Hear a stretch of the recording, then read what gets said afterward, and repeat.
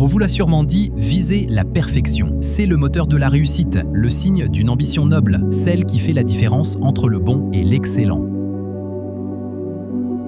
Mais si je vous disais que la perfection n'est pas votre meilleur atout, mais votre plus grand saboteur? Et si le vrai problème n'était pas de vouloir le meilleur, mais de refuser l'étape cruciale du « pas encore bon ».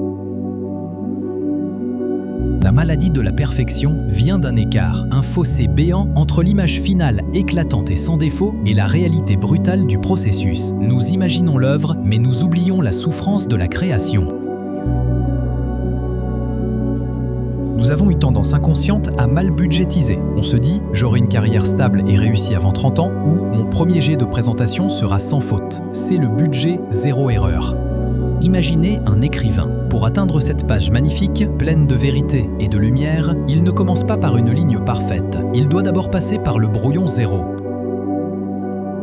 Le brouillon zéro est moche. Il est bancal, il est maladroit, mais il est nécessaire. Le public verra l'or du texte final, mais il ne verra jamais la montagne de charbon que sont ses premières ébauches. Le perfectionnisme est toxique quand il nous pousse à abandonner au premier brouillon imparfait. Il vous fait lire votre lutte, non pas comme une étape nécessaire, mais comme la preuve que vous êtes incompétent. C'est l'erreur de la perfection prématurée.